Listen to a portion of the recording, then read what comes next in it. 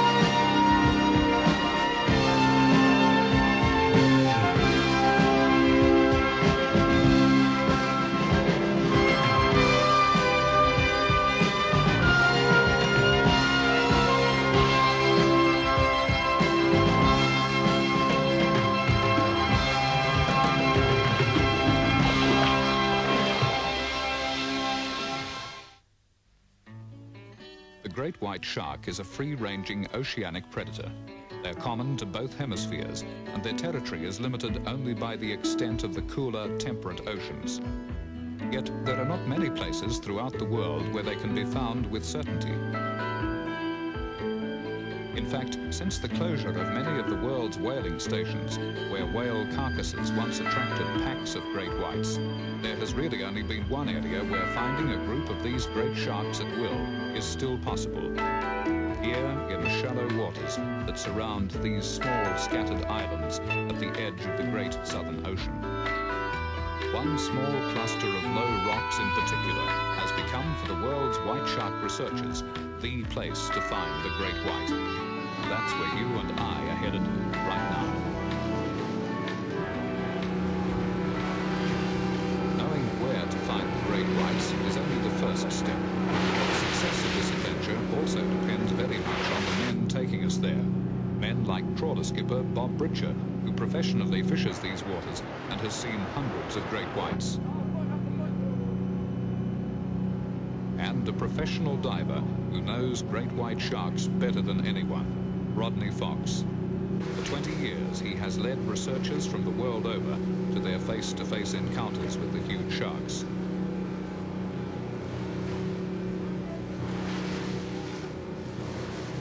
Our plan is to find and observe, then capture, tag, and release a great white shark. If possible, a specimen of at least 15 feet and with a weight in excess of 1,000 kilograms. Just come through, Bonnie. Our destination is aptly named, a remote and isolated outcrop called Dangerious Reef.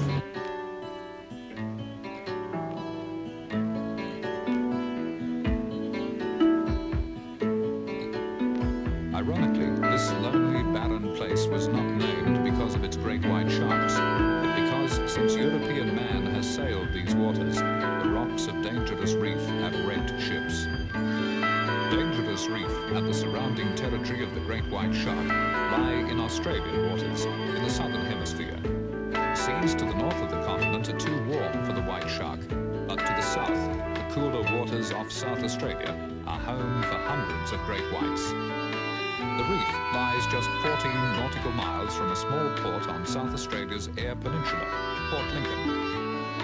It's one of a number of small islands that dot the shallow waters of Spencer Gulf. A few commercial abalone and crayfishermen work this region. Otherwise, it remains largely undisturbed by man. Ours is probably the first expedition to this place for at least 2 years. The great white shark's reason for being here is simply explained. They come for food. Dangerous Reef is a major Australian sea lion colony, and great whites eat seals and sea lions. For Rodney Fox, our arrival at Dangerous Reef means yet another chance to study at close quarters the creature that has fascinated him since one bit him almost in half 20 years ago. For me, all this is a new experience. I'm not the first sport fisherman to come here for the great whites. In 1964, Rodney Fox brought pioneer game fisherman Alf Dean to the reef to make this film. Come on, you bastard, attack!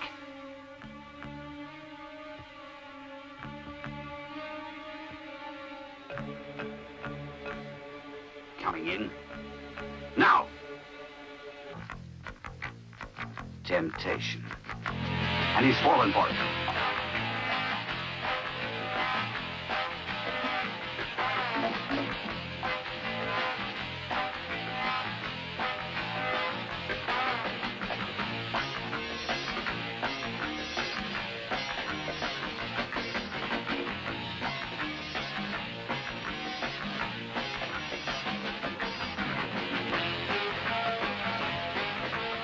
Second one in now, doubles the chances.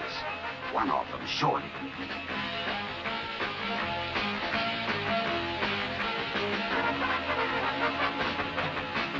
Excitement, that's what they want. Get that shark maddened for blood.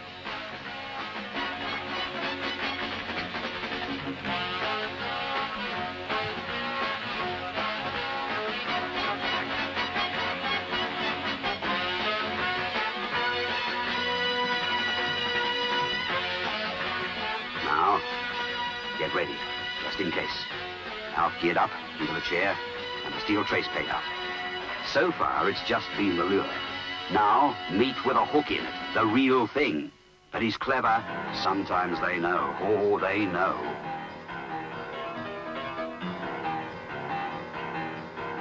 He's hooked.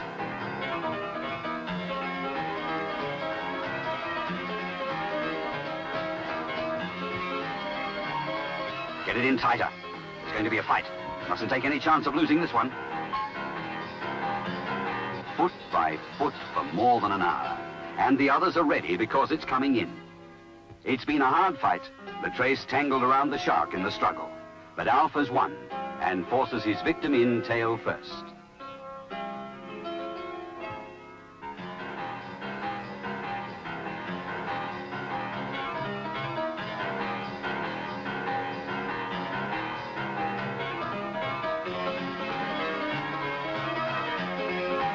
Back to the chair for Alf, and another long fight between man and the killer they know as Great White Death.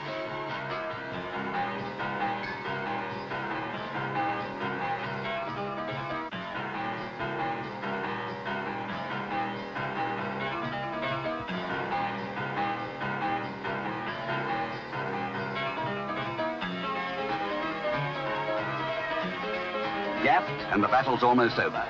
A second man-eater whose jaws will never again menace an unsuspecting swimmer. Fishermen, whether they like the big game sport or prefer the spear gun underwater, have no qualms about catching a white pointer. While there may be argument about the threat from other shark species, the great white is known universally as the most voracious man-killer of them all. Sharks care nothing about scores, only flesh. And what better flesh than another shark, secure and helpless against attack?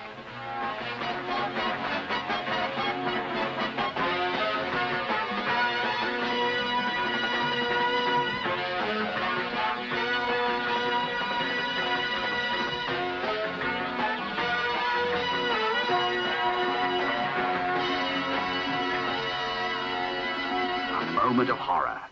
Watched by men who themselves have been savaged as this shark was savaged.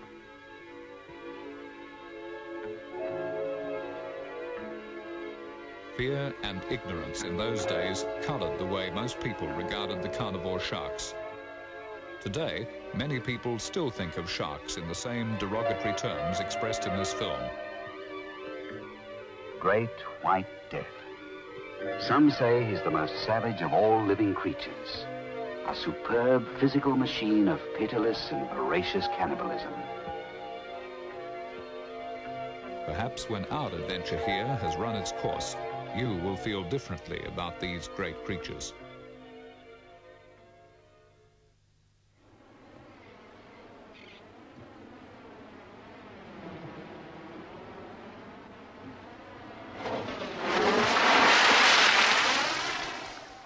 Right, Bob, let it roll.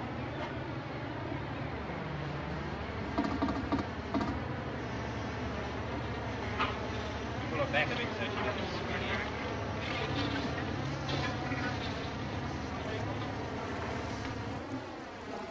Our first task is to find the sharks, a job simplified by getting the sharks to find us.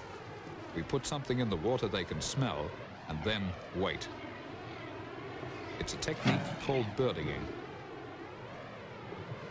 Put him out on the rope, mate. Yeah, what I want to do, Malcolm, is to float one right out the back of the boat so that it gives the first warning. Usually they can be quite shy. And I'll throw it straight out the back. And we'll just hopefully keep an eye on the float. Great. You can do all the work.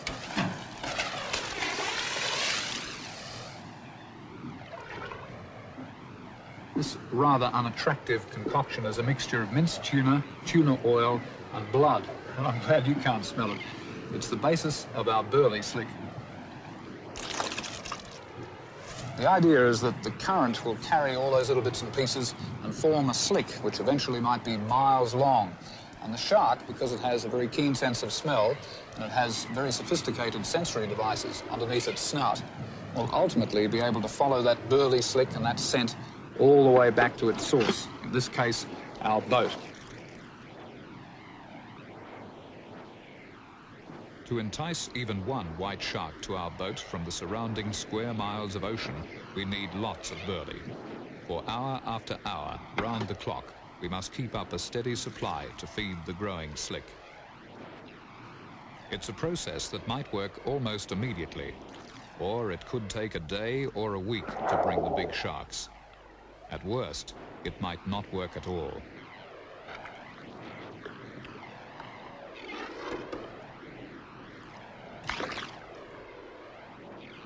When one travels thousands of miles and plans for months just to get here, the waiting can be an agony. But at least the local fish population are glad we came.